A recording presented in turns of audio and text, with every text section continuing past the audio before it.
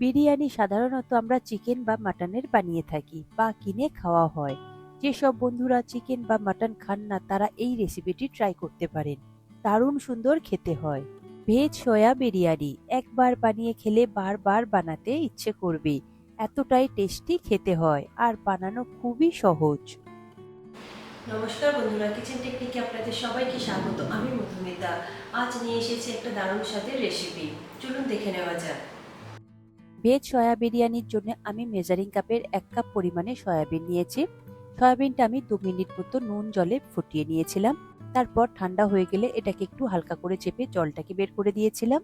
তবে খুব বেশি চেপে জলটাকে বের করবেন না, যেহেতু সয়াবিনগুলো খুবই নরম থাকে, তাহলে ভেঙে যাবে। আর আপনাদের যদি হাতে একটু সময় থাকে তাহলে আপনারা একটু গরম জলের সাথে নুন মিশিয়ে এটাকে 15 থেকে 20 মিনিট মতো ভিজিয়ে রেখে দেবেন, তাহলেও দেখবেন সয়াবিনটা খুব সুন্দরভাবে নরম হয়ে যায়। 20 মিনিট পরে একটা ঝুড়ির মধ্যে জল ঝরিয়ে নেবেন। জল ঝরে গেলে তারপর হাত দিয়ে চেপে খুব ভালো করে সয়াবিন থেকে এক্সট্রা জলটাকে বের করে দেবেন। সয়াবিনটা আমি সরিয়ে রাখলাম। এরপর নিয়েছি কিছু ভেজিটেবল। নিয়েছি দেখুন একটা আলুগুলোকে ঠিক আমি এইভাবে টুকরো করে নিয়েছি, তবে খুব বেশি বড় কিংবা ছোট করবেন না। তারপর নিয়েছি অল্প করে একটু বিনস, গাজর, লাল ক্যাপসিকাম, সবুজ ক্যাপসিকাম, আর নিয়েছি একটা টমেটো। আর ঝালের জন্য নিয়েছি 3-4টে মতো কাঁচা লঙ্কা চেরা। তবে আপনারা চাইলে নিজেদের পছন্দ মতো ভেজিটেবলও অ্যাড করতে পারেন কিংবা এখান থেকে কিছু ভেজিটেবল স্কিপও করতে পারেন। ভেজিটেবল আর সয়াবিনটা নিজেদের প্রয়োজন মতো নিয়ে নেবেন। এরপর এই ভেজিটেবলগুলোকে ম্যারিনেট করে নেব। তার জন্য একটা বড় দেখে আমি বোল নিয়েছি। তার মধ্যে সমস্ত ভেজিটেবলগুলো একসঙ্গেই আমি দিয়ে দেব। আর দিয়ে দেব সয়াবিনগুলো। এরপর দেব 1 কাপ পরিমাণে টক দই। যেহেতু এখানে ভেজিটেবল আর সয়াবিনের পরিমাণটা অনেকটাই রয়েছে, তাই টক দইয়ের পরিমাণটা একটু বেশি করে দেবেন। টক দইটা ফেটিয়ে নেওয়ার বা জল ঝরিয়ে নেওয়ার প্রয়োজন নেই।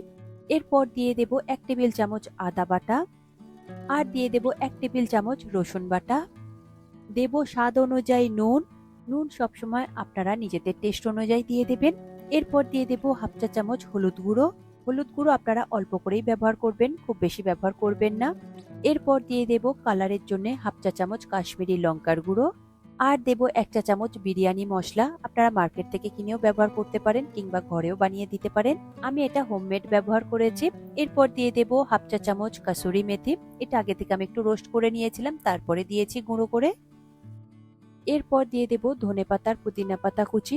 ধনেপাতা আর পুদিনা পাতা কুচি অবশ্যই আপনারা ব্যবহার করবেন, তাতে সুন্দর একটা ফ্লেভার আসে। দেখুন সমস্ত উপকরণ আমি দিয়ে দিয়েছি। এরপরে খুব ভালো করে হালকা হাতে একটু মিশিয়ে নেবেন। যেহেতু সয়াবিনগুলো খুবই নরম রয়েছে, তাই হালকা হাতে একটু এইভাবে মিশিয়ে নেবেন।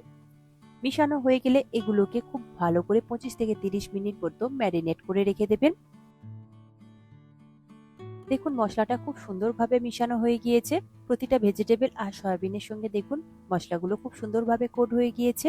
এরপর ঢাকা দিয়ে এটাকে ম্যারিনেট করতে রেখে দেবেন। তার মধ্যে আমি দেখুন চাল নিয়েছি। আমি এখানে বাসমতি চাল নিয়েছি মেজারিং কাপের 2 কাপ পরিমাণে। চালটা প্রথমে পরিষ্কার জল দিয়ে 4-5 বার মতো খুব ভালো করে আলতো হাতে ধুয়ে নেবেন। তারপরে পরিষ্কার জল দিয়ে এটা 1 ঘন্টা মতো ভিজিয়ে রেখে দেবেন। চাল যদি 1 ঘন্টা মতো ভিজিয়ে রাখেন তাহলে ভাত করবার সময় ভাতগুলো খুব সুন্দরভাবে লম্বা লম্বা হয় আর খুব সুন্দর ঝরঝরে হয়। চাল আমার 1 ঘন্টা ভেজানো হয়ে গিয়েছে। এরপরে জলটাকে আমি ঝরিয়ে নেব। এরপরে দেখুন একটা কড়াইতে আমি 1.5 লিটার মতো জল নিয়েছি। জলটাকে হাই ফ্লেমে খুব ভালো করে গরম করতে বসিয়ে দেবেন। এবার ওই জলের মধ্যে বেশ কিছু শুকনো মশলা দিয়ে দিতে হবে। দেখুন নিয়েছি 2টো তেজপাতা, একটা কালো এলাচ, নিয়েছি 3টে ছোট এলাচ, নিয়েছি 5-6টা মতন লবঙ্গ, আর নিয়েছি 4টে দারচিনির টুকরো, নিয়েছি অর্ধেকটা স্টার অ্যানিশ, আর নিয়েছি 1 চা চামচ শাহি জিরা, সঙ্গে নিয়েছি 1 চা চামচ গোলমরিচ। এই সমস্ত উপকরণ জলের মধ্যে দিয়ে দিতে হবে। এরপর দিয়ে দেব 3টে কাঁচা লঙ্কা, মুখটা আমি অল্প করে একটু চিড়ে দিয়েছি। আর নিয়েছি 2টো পাতিলেবু স্লাইস। এটা দিলে ভাতটা খুব সুন্দর সাদা হয় আর ঝরঝরে হয়। লেবুর পরিবর্তে আপনারা এখানে ভিনিগারও অল্প করে ব্যবহার করতে পারেন। আর দিয়ে দেব ধনেপাতা আর পুদিনা পাতা কুচি অল্প করে। দেব 2 চা চামচ সাদা তেল। সাদা তেল দিলে ভাতটা একটার সাথে আর একটা লেগে যায় না। আর দিয়ে দেব 2 টেবিল চামচ নুন। নুনটা আপনারা সবসময় একটু বেশি দেবেন, ভাত এক্সট্রা নুন অ্যাবজর্ব করে না। এরপর চামচ দিয়ে খুব ভালো করে একবার মিশিয়ে নেব। তারপর হাই ফ্লেমে এটাকে খুব ভালো করে ফুটিয়ে নিতে হবে। জলটা কিন্তু খুব ভালো করে ফুটিয়ে নিতে হবে। ঠান্ডা জলের মধ্যে আপনারা কোনো রকম ভাবে চালের ব্যবহার করবেন না, তাহলে ভাত কিন্তু একদমই ভালো হবে না, লম্বা হবে না আর ঝরঝরেও হবে না। দেখুন জলটা কত সুন্দরভাবে ফুটে গিয়েছে। এরপর ওই জলের মধ্যে আমি জল ঝরিয়ে রাখা বাসমতি চালটা দিয়ে দেব।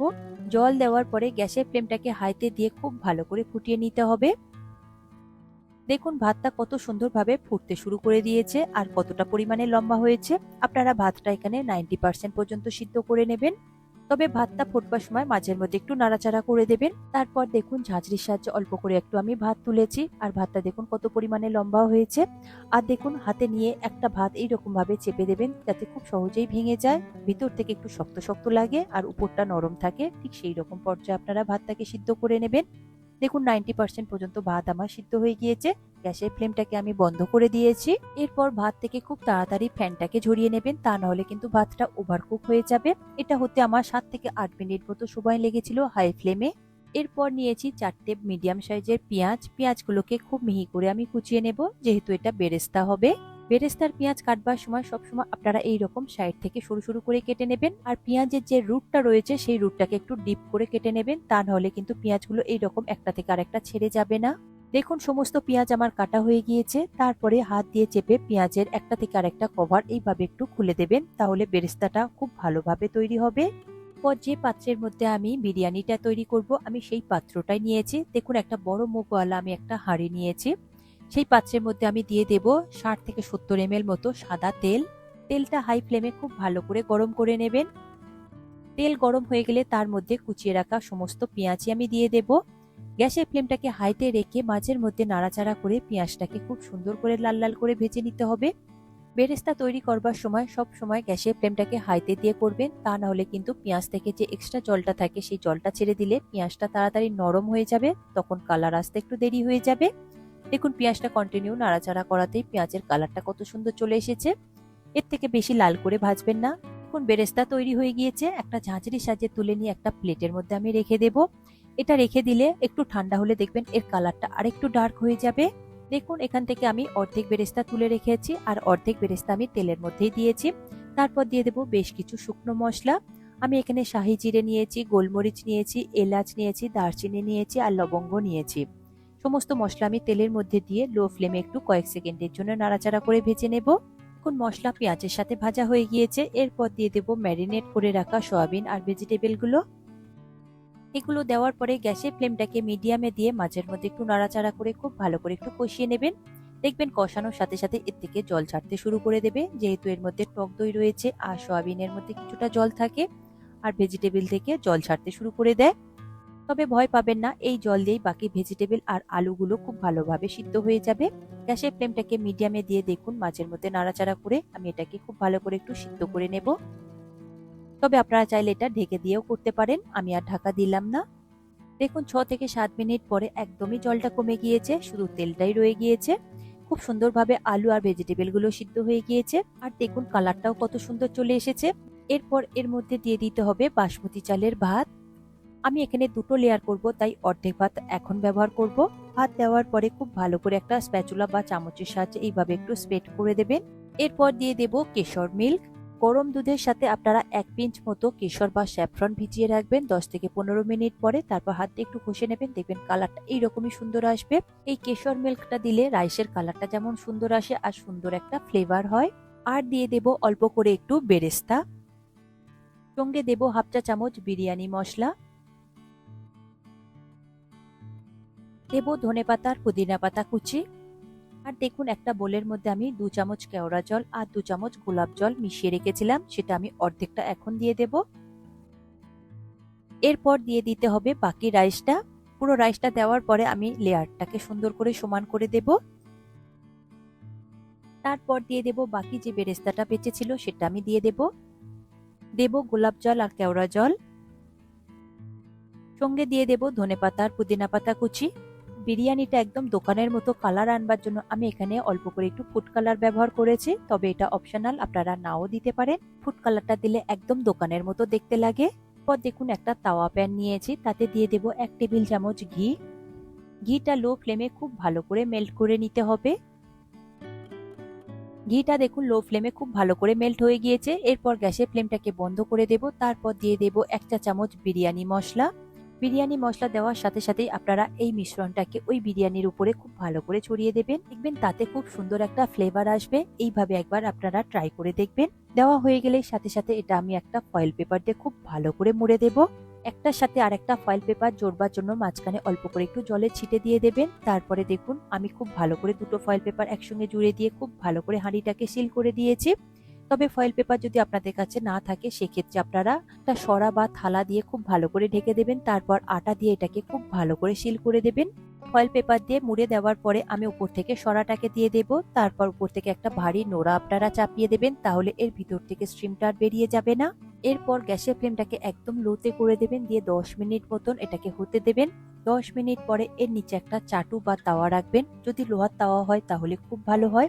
তাওয়ার উপরে রাখবার পরে 10 মিনিট মতো লো ফ্লেমে আরো একবার স্টিম হতে দেবেন। টোটাল এখানে 20 মিনিট মতো সময় লেগেছে। তারপর গ্যাসের ফ্লেমটাকে আপনারা বন্ধ করে দেবেন। তারপর সঙ্গে সঙ্গে আপনারা এর ঢাকনাটা খুলবেন না, 10 মিনিট মতো রেস্টিং এ রেখে দেবেন। 10 মিনিট পরে এর ঢাকনাটা খুলে আপনারা দেখবেন যে বিরিয়ানিটা কতটা সুন্দর হয়েছে। 10 মিনিট পরে আমি ঢাকনা খুলে আপনাদের দেখিয়ে দিচ্ছি। দেখুন ফয়েল পেপারটা আমি সরিয়ে দেব। দেখুন কালারটা কতটা সুন্দর এসেছে। সমস্ত ভেজিটেবল আর রাইসটা খুব সুন্দরভাবে তৈরি হয়ে গিয়েছে। দেখুন হাঁড়ির নিচে আমি একটু ফাঁকা করে আপনাদের দেখিয়ে দিচ্ছি। এখানে কিন্তু কোনো রকম গ্রেভি নেই, এটা জাস্ট তেলটা রয়েছে। আর দেখুন হাঁড়ির নিচে একদম কিন্তু লেগেও যায়নি রাইস কিংবা ভেজিটেবল গুলো। দেখে নিশ্চয়ই বুঝতে পারছেন কালারটা কতটা সুন্দর এসেছে। আর রাইসগুলো পুরো একদম গোটা গোটা রয়েছে আর ঝরঝরে রয়েছে। আর প্রতিটা ভেজিটেবল কিংবা রাইস কিন্তু ওভারকুক হয়ে যায়নি। আপনারা এই টাইমিংটা অবশ্যই মেনটেন করবেন। তাহলে দেখে নিশ্চয়ই বুঝতে পারছেন যে ভেজ সয়া বিরিয়ানি বানানো কতটাই সহজ, তবে টেস্ট কিন্তু অসাধারণ এসেছে। আপনারা বানিয়ে না খেলে কিন্তু একদমই বুঝতে পারবেন না। আর দেখে তো নিশ্চয়ই আপনাদের মুখে জল আসছে, কারণ এর কালারটা একদম চিকেন বা মাটনের মতন এসেছে। দেখুন প্লেটের মধ্যে আমি সার্ভ করে নিচ্ছি, কতটা ঝরঝরে হয়েছে। আর সয়াবিন কিংবা আলু বাকি ভেজিটেবল গুলো একদম পারফেক্ট শেপে রয়েছে, কেউ ভেঙেও যায়নি। আমি উপর থেকে অল্প করে একটু পুদিনা পাতা ধনে পাতা কুচি ছড়িয়ে দিয়েছি। আর স্যালাড হিসেবে এখানে শসা আর পেঁয়াজ রেখেছি, আর সঙ্গে কাঁচা লঙ্কা। দেখুন বিরিয়ানিটা আমি চামচের সাহায্যে কাটিয়ে আপনাদের দেখিয়ে দিচ্ছি কতটা সুন্দর পারফেক্ট হয়েছে আর কতটা জুসি হয়েছে। সয়াবিনগুলো কিন্তু ভিতর থেকে খুব সুন্দরভাবে মশলা ঢুকে যায় আর খুব সুন্দর জুসি হয় আর খুব সুন্দর ফ্লেভার আর টেস্ট আসে। খুব দারুণ খেতে হয়। আপনারা একবার হলো এইভাবে বানিয়ে দেখুন। আশা করি আজকের এই রেসিপি আপনাদের ভালো লাগলো। ভালো লাগলে এইভাবে একবার বানিয়ে দেখবেন। আমার মনে হয় আপনাদের সকলেরই ভীষণ ভালো লাগবে। ভালো লাগলে কমেন্ট করে অবশ্যই জানাবেন আর লাইক শেয়ার করবার অনুরোধ রইল। যদি চ্যানেলটি সাবস্ক্রাইব করা না থাকে তাহলে চ্যানেলটি সাবস্ক্রাইব করে নেওয়ার অনুরোধ রইল। আজ তাহলে এই পর্যন্ত, আবারও দেখা হবে অন্য কোনো দিন অন্য কোনো রেসিপির সাথে। সবাই ভালো থাকবেন, সুস্থ থাকবেন আর ভিডিওটি পুরো দেখার জন্য অসংখ্য ধন্যবাদ।